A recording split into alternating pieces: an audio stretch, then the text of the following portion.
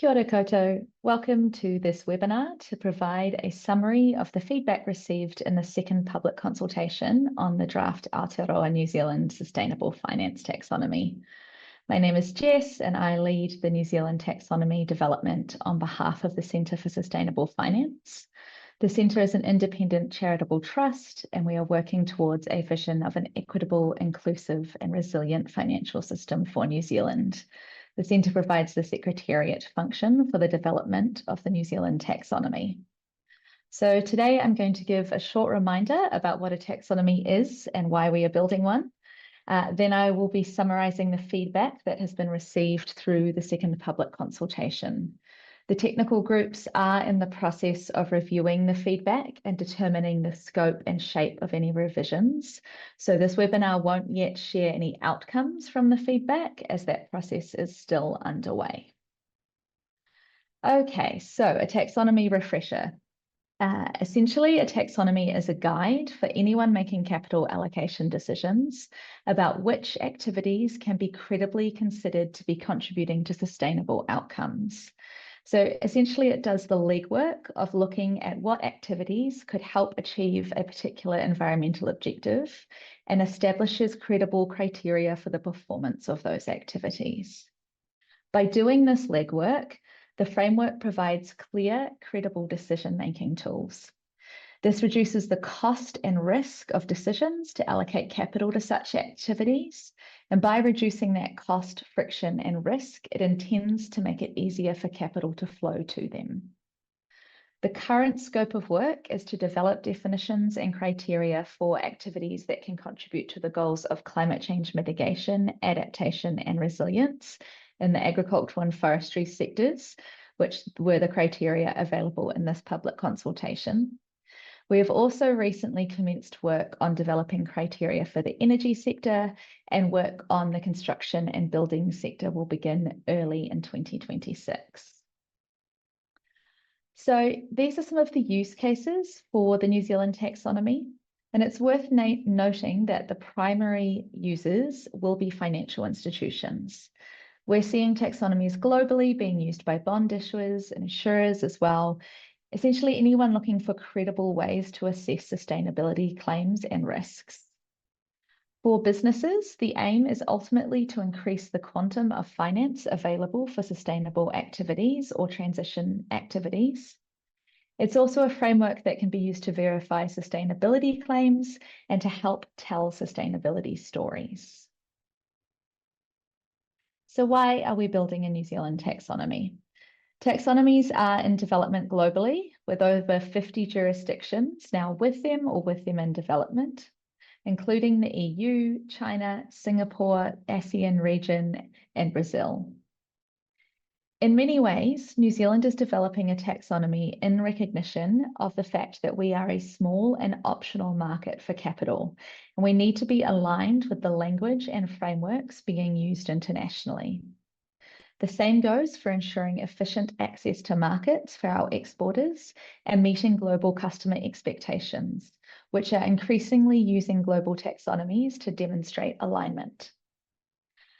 We also don't want to have the EU or the Australian, for example, taxonomies just blanket applied here. So we're looking to develop a domestic taxonomy where the definitions and the criteria are fit for purpose for New Zealand businesses.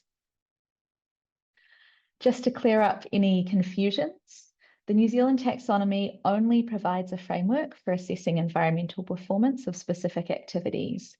It doesn't and can't assess a company's overall sustainability credentials. It also doesn't assess risk or financial performance of investments. So it's only one aspect of any capital allocation decisions.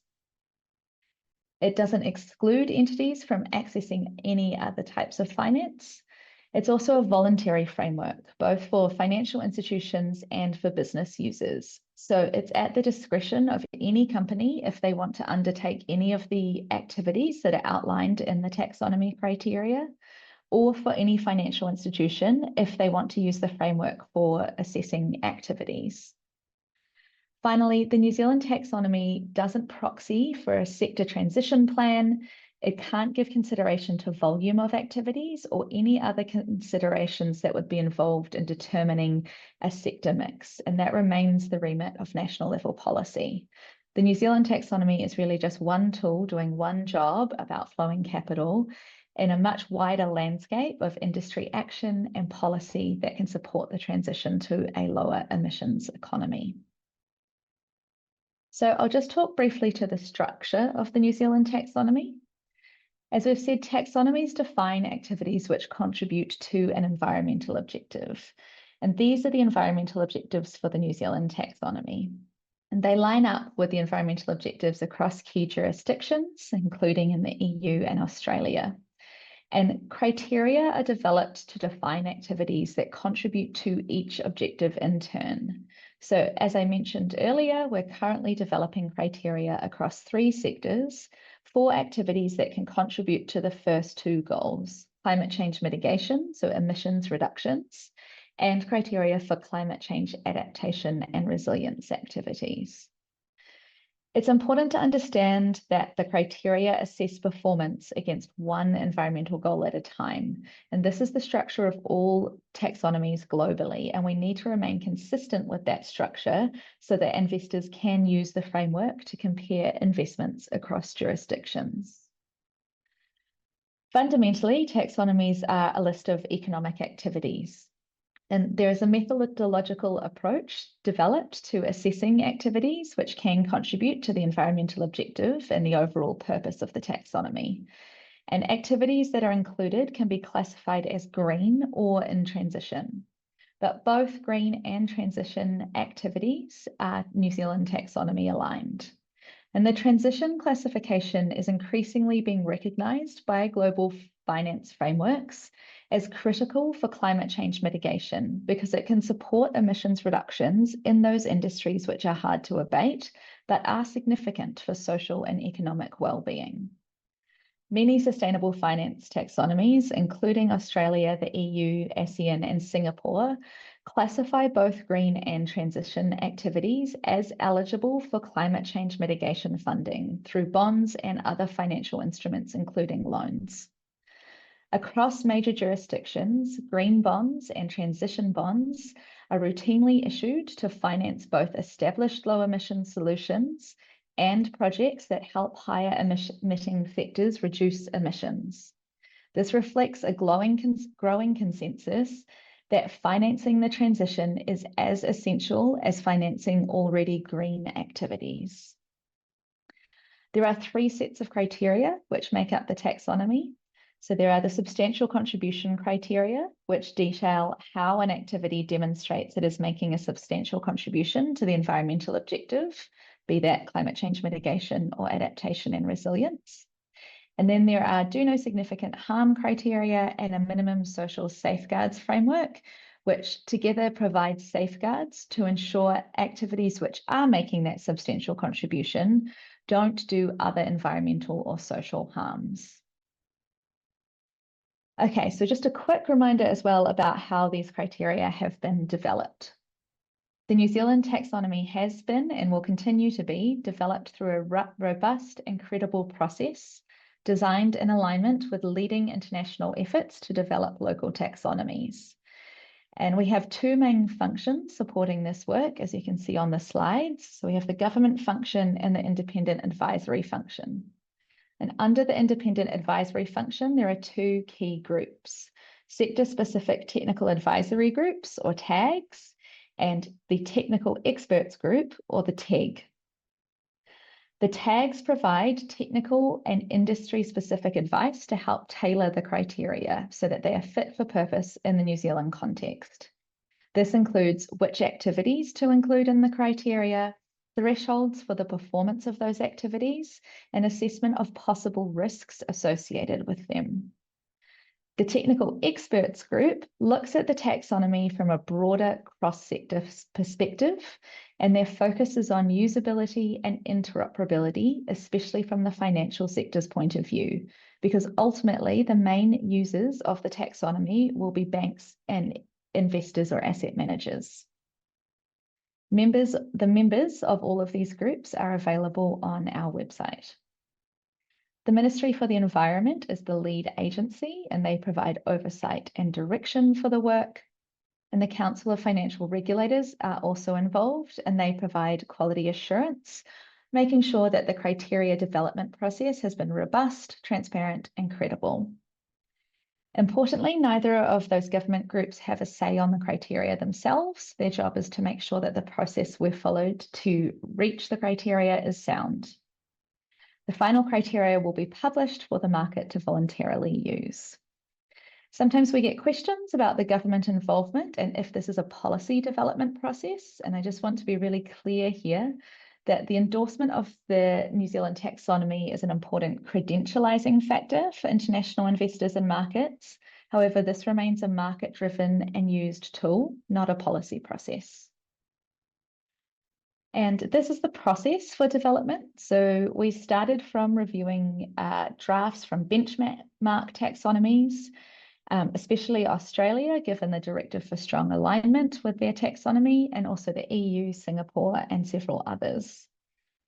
There was also foundational work done on the methodology by the TEG early in 2025, and this sets the direction for activities that can be included in the taxonomy and how they can be classified as green and transitional.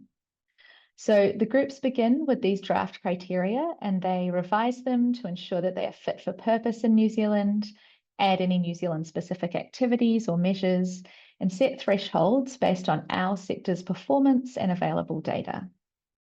And this work really cycles between the two technical groups, but ultimately the TEG are responsible for endorsing the criteria, and then they go to the government function for the quality assurance review. We then move into the public consultation phase and make revisions after the consultation based on the feedback that's received.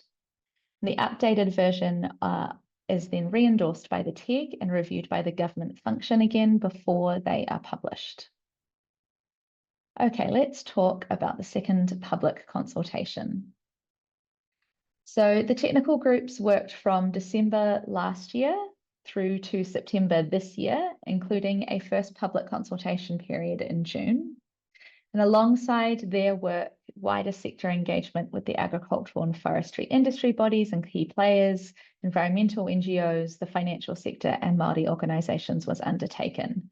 And this included specific technical inputs being provided on certain criteria, as well as broader briefings, Q&As, and opportunities for early inputs. The second public consultation was opened from the 22nd of September until the 17th of October. It included and was focused on the changes to the criteria that resulted from Consultation 1, as well as the newly developed adaptation and resilience criteria. It was shared directly via email to 45 agricultural and forestry industry bodies and key players, as well as more than 2,000 interested subscribers. And we advertised this consultation directly in Rural News and Farmers Weekly to make sure that farming communities were informed about the opportunity for consultation. As with last time, submissions could be made via an online form, or free form submissions could be emailed to the Secretariat, or feedback could be given in consultation calls as well. So looking at the response, if we go on to the next slide, we heard from 185 respondents in total. Thank you very much to everyone who submitted their views on the criteria. This is a really critical part of the process, and your feedback is incredibly valuable for refining the criteria. Just under 30 of the responses were organisational responses, with good representation from the banks and also from across the agricultural and forestry sector organisations, which we were pleased with. There were also several unique substantive individual submissions. And we also received a large number of individual submissions, which appear to have been formulated based on materials from a single source. Nevertheless, the strength of these concerns has been heard and the relevant points are being considered by the technical groups. Looking at who responded on which aspects of the criteria, most of the responses remained focused on the mitigation criteria, although half of the respondents also responded on the do no significant harm and minimum social safeguards, and roughly a third of respondents responded on adaptation and resilience. I will just note here that 3 of the key points that were made repeatedly by the formulaic responses, that New Zealand should not be party to the Paris Agreement, that human-induced climate change is not real, and that the New Zealand government should cancel the market's work to develop a New Zealand sustainable finance taxonomy, are not within the remit of the Centre for Sustainable Finance, nor of the technical groups to determine the outcome of. So this sentiment is being noted to the New Zealand government function, but can't be considered in the technical work of the feedback. So the consultation was focused on 3 key areas, but we did receive a range of other feedback in the consultation. So I'll just summarize this general feedback first. In general, we heard support for several areas of the criteria that were significantly changed following the first consultation, including how farm environment plans were used, how new technology would be included in the criteria, and additional protections that were added against erosion risk. There was also a lot of acknowledgement of the level of complexity in the areas that are being navigated here, and the need to make a start with a version 1 of the New Zealand taxonomy rather than perfectly resolving every complexity. Throughout the feedback, there was also a lot of calls for what would amount to guidance or early use testing, things like mapping pathways for businesses to achieve X target, or mapping against specific industry schemes. And this is out of scope of the initial development phase, but it gives us really good information about where the most useful first guidance should be focused. A lot of the wider feedback that we received on the mitigation criteria repeated feedback from the first consultation. So in general, if a new point or new information was raised, if a new point or new information wasn't raised, then we haven't recommended that these decisions be relitigated. But if new information was provided, a new or better argument was made, or new data was provided, then this feedback will be considered. And there is a summary of rationales for key feedback that didn't result in a change from the first consultation that will be republished alongside the next update for anyone who needs a refresher. Agricultural sector respondents did continue to express concern that the green threshold for the farm level activity for emissions reduction was too high or too low, and citing that many farms would not be able to reach that threshold. And there has been consideration by the technical groups of that feedback again. There was also some new information provided, new arguments made, etc., and all of that will be considered. There were also a number of really useful editing suggestions that improved the clarity, specificity, and usability of the criteria. So thank you to all the submitters who took the time to provide those in detail. Turning to the areas that were the focus of the consultation. So in the mitigation criteria, there was a new activity, a new transition category for the whole of farm activity. And in general, there was support for the development of this activity and support for the 2-pronged approach that was taken. So as a reminder, this proposed activity has one option for farmers who already have very low emissions, and they can demonstrate that they're in the top quartile of their industry for net emissions efficiency. And there was another option for qualifying for farms that might be starting with a higher emissions profile, but can demonstrate a substantial reduction over time. So there was support for that 2-pronged approach, but there were some concerns about the practical applications of this activity, including how new farms or farms with inconsistent data would be able to demonstrate alignment. We heard arguments that both per hectare and product intensity measures could create perverse incentives, with different respondents arguing both for and against, including each type of measure. There were concerns about revenue not being the best means of splitting mixed farm commodities. There was a strong desire for system or commodity-specific benchmarks to be used rather than overall ones. And I do want to note that this was the technical group's initial proposed approach as well, but we've found that the data and thresholds are not yet available to pursue that. But there is a strong desire amongst the groups to move towards a system that looks like that. There was also concern about the improvement target under option B for this activity, with some respondents, agricultural respondents primarily, claiming that it's too high, and then environmental NGOs and forestry respondents claiming that it is not ambitious enough. Again, there were also a number of helpful suggestions for refining this activity, and all of that feedback is now being given consideration. We also consulted on the do no significant harm and MSS criteria. In general, there was support for the do no significant harm and MSS being made optional in the first phase and for smaller organisations.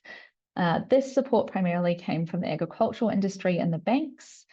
There were a smaller number of respondents, though, who were strongly opposed to this approach, primarily from the environmental NGOs. And again, there were some really useful inputs on further refinements for this approach that will be considered. When it came to adaptation and resilience, there was general support for both the inclusion of these criteria and the dual approach of having a process-based approach for projects and a whitelist. So the process-based approach means that what is considered an aligned activity can depend on context and location and situation, as long as the process guidance to identify and design that activity is followed, which is really necessary when we consider that what is adaptive is so context specific. And the whitelist is intended to provide an easier entry point by listing pre-approved low-risk adaptation and resilience measures.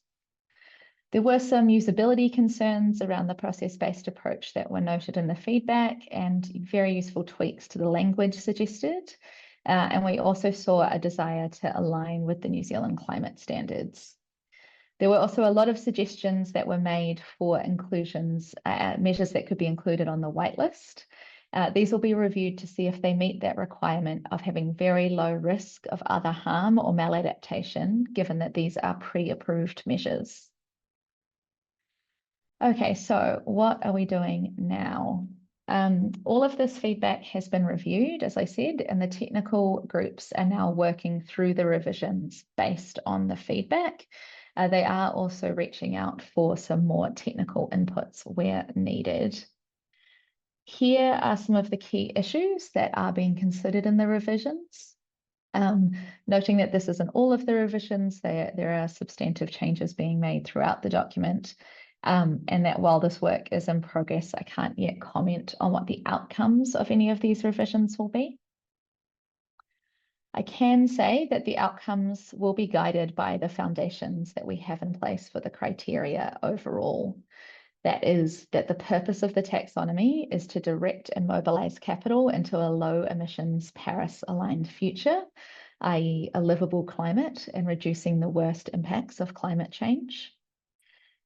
It will also be guided by the methodological approach to defining green and transition activities, where green activities for mitigation are already aligned with the long-term temperature goals of Paris, and all adaptation and resilience activities are considered green, and where transition activities are those that are still operating at substantial emissions but are important for social and economic well-being, have no low emissions alternatives, and are rapidly moving towards green alignment, or at least making substantial greenhouse gas emissions reductions.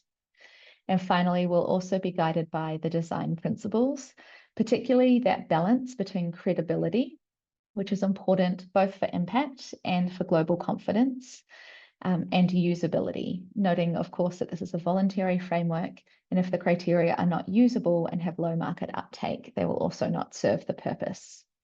So holding each of these foundational principles and methodological guides through this process is the challenge for our technical groups. The groups are working towards publishing to market version 1 of the criteria for climate change mitigation, adaptation and resilience for ag and forestry by the end of this year. Noting as well that we have commenced work with the energy sector criteria development already, and that the construction and building sector criteria development will begin in Q1 of next year. And the first drafts of both of those sectors' criteria are expected to be available for public consultation mid next year. So do look out for that as the chance to feed into those criteria and have a chance to shape the outcomes.